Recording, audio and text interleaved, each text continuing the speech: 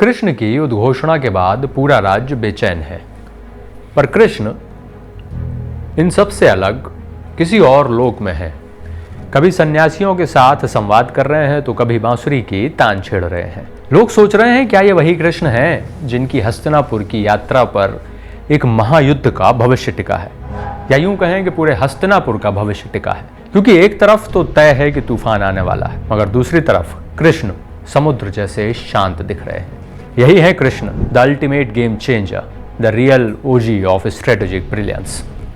मगर कृष्ण की यह शांति सिर्फ साधारण मौन नहीं है। आज की राजनीति में इसे स्ट्रेटेजिक साइलेंस कहते हैं। लीडर का अनप्रेडिक्टेबल होना ही उसकी सबसे बड़ी ताकत होती है, और उन्होंने अपने साइलेंस और अपनी अनप्रेडिक्टेबिलिटी को अपना सबसे स्ट्रेंथ बना लिया। वे जानते हैं कि your strength is your silent negotiator. कुछ दिनों बाद वेंतेय का संदेश आया। उसके बाद कृष्ण सक्रिय हो गए।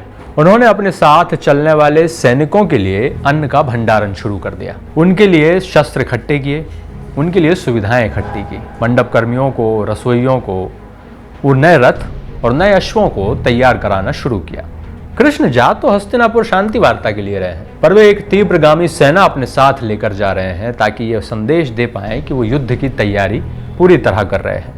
क्योंकि यह केवल यात्रा नहीं थी, यह एक कैंपेन रेडीनेस का सबसे मजबूत उदाहरण है। मॉडर्न स्ट्रेटेजी में इसे कहते हैं सिनेरियो प्लानिंग, कि अगर नेगोशिएशन फेल हो या नेगोशिएशन फेल करने का प्रयास किया जाए तो आपके पास बैकअप प्लान तैयार होने चाहिए। कृष्ण सिर्फ लॉजिस्टिक्स नहीं बना रहे हैं, कृष्ण परसेप्शन तैयार कर रहे हैं, जो आज भी परसेप्शन ऑफ पॉलिटिक्स के नाम से जाना जाता है। फिर अगले दिन सुबह पांडवों के निवास पर द्वारका से उद्धव, सात्विकी और कृतवर्मा आ गए। सब उन्हें देखकर सन्न रह गए। सबको पहला झटका तो यही लगा कि कृष्ण शांति वार्ता के लिए द्वारका से सैनिक क्यों बुलवा रहे हैं, और उसमें भी उद्धव और सात्विकी तो फिर भी कृष्ण के करीबी हैं, मगर कृतवर्मा। दरअसल कृतवर्मा और सात्विकी का अपना इतिहास है। वे एक समय में कृष्ण के सबसे करीब हुआ करते थे, मगर एक दूसरे के धुरविरोधी। और तभी इसी विरोध के चलते कृतवर्मा ने दुर्योधन को अपनी सेना तक दे दी, और अभी दुर्योधन और बलराम के निकट कृतवर्मा ज्यादा हैं। पर कृष्ण उन्हें बुलाकर कोई संदेश देना चाहते हैं। क्या संदेश देना चाहते हैं? कृष्ण अपने इस स्टेक होल्डर अलाइनमेंट मूव से सिर्फ पांडवों को नहीं बल्कि कौरवों को भी चौंकाना चाहते हैं, और सबसे बड़ा झटका वो दुर्योधन को देना चाहते हैं। कृष्ण दुर्योधन के लिए मैसेजिंग कर रहे हैं कि दोस्त को अलाय बनाना तो बहुत आसान है, मगर विरोधी खेमे के एक बड़े खिलाड़ी को अपने साथ अपने हिस्से में एक इशारे पर इकट्ठा कर लेना बड़ा झटका देता है। यह ऑप्टिक्स नहीं है, यह दरअसल प्योर साइकोलॉजी है। कृष्ण दुर्योधन को संदेश देना चाहते हैं कि मैं चाहूं तो सबसे शक्तिशाली साथी भी अपने साथ में खड़ा कर सकता हूं। कृष्ण जानते हैं कि नेगोशिएशन टेबल पर परसेप्शन अक्सर सच से भी बड़ा हथियार होता है, और कृष्ण यही कर रहे हैं जो मास्टर स्ट्रेटेजिस्ट करते हैं। Keep your friends close but your frenemies closer, and that's how you control the game, and that's how Krishna control the game। मगर यहाँ एक और लेयर है। कृष्ण कृतवर्मा को साथ लेकर सिर्फ अपनी नेगोशिएशन को स्ट्रॉन्ग करने का प्रयास नहीं कर रहे हैं, वे एक पॉलिटिकल ट्रायंगुलेशन बनाने की भी कोशिश कर रहे हैं। उन्होंने दुर्योधन के एक साथी को अपने साथ खड़ा करके उसके कॉन्फिडेंस को हिलाने का प्रयास किया।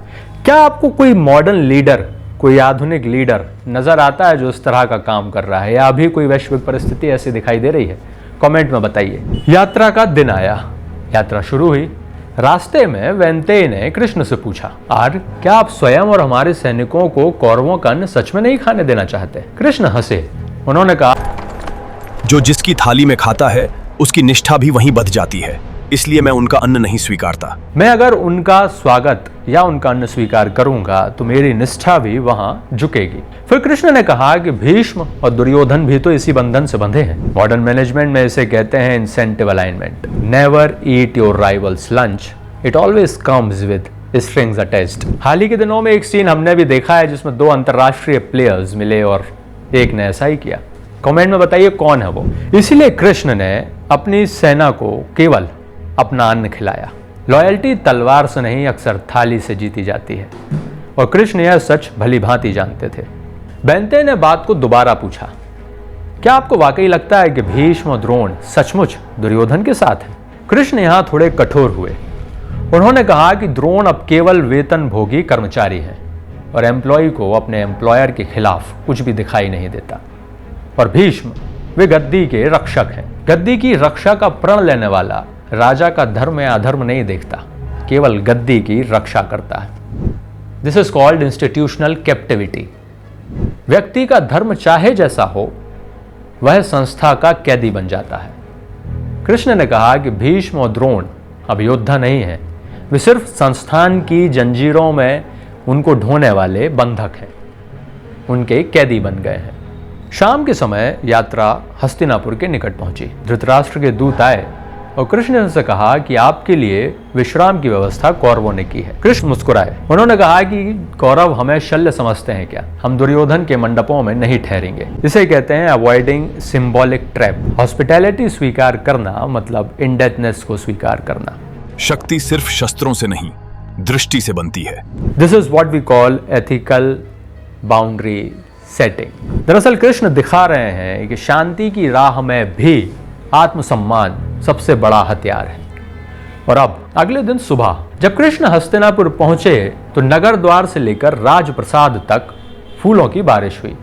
लोग अपनी अटारियों पर चढ़कर कृष्ण को देख रहे थे। सब उमड़ उमड़ कर कृष्ण का दर्शन करना चाह रहे थे। यह था कृष्ण का पब्लिक ऑप्टिक्स लेवरेज। उनका मानना है कि जनता का प्रेम किसी भी राजसत्ता से बड़ा कैपिटल होता है, और वे संदेश देना चाहते हैं दुर्योधन को कि तुम्हारे अपने लोग भी, तुम्हारे अपने करीबी लोग भी मुझे और पांडवों को ही अपना नायक समझते हैं। भीष्म, द्रोण, कृपाचार्य, विदुर सब उनके स्वागत के लिए आए। उनके सम्मान में अंगराज कर्ण ने धनुष विद्या से चारों तरफ फूलों की बरसात की। महल में धृतराष्ट्र ने आग्रह किया कि कृष्ण दुशासन के भवन में रुके, पर कृष्ण ने मुस्कुराते हुए नकार दिया। उन्होंने कहा कि जहां नारी का सम्मान नहीं हो सकता, वहां अतिथि होना सबसे बड़ा अपमान है। यह था वैल्यू बेस्ड लीडरशिप का मास्टर क्लास। यहां कृष्ण ने मोरल हाई ग्राउंड लिया और दुर्योधन को डिफेंसिव मोड में ढकेल दिया। यह बताता है कि if you stand on your धर्मा,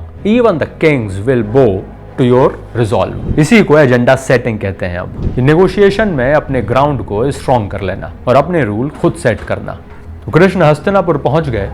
अगले दिन कृष्ण को शांति सभा में शांति दूत बनकर जाना है, पर अब तक कृष्ण का हर कदम एक मैनेजमेंट लेसन है। कृष्ण का यह हस्तिनापुर मिशन स्ट्रेटजी, एथिक्स और पावर का परफेक्ट ब्लेंड है। उन्होंने दिखाया कि शांति के रास्ते में भी शक्ति का प्रदर्शन जरूरी है। From strategic silence to co-opting rivals, from ethical positioning to strategic ambiguity. Krishna की रणनीति आज भी बड़े लीडर्स और कॉरपोरेट को एक प्लेबुक बनाकर देती है। यह सब मिलकर यही बताते हैं कि कृष्ण केवल शांति दूत नहीं है, वे स्ट्रेटेजी के उस स्तर पर आ गए हैं जहां शांति और युद्ध दोनों उन्हीं के उपकरण हो सकते हैं। कहानी के हिस्से में आज इतना ही। अगली बार जब आपसे मिलेंगे तो कृष्ण फाइनली जब शांति वार्ता के लिए सभा में पहुंच रहे हैं तो क्या होता है इस पर बात करेंगे। तब तक stay strategic, stay ethical and control your game and rule your game like the Krishna. Jai Shri Krishna.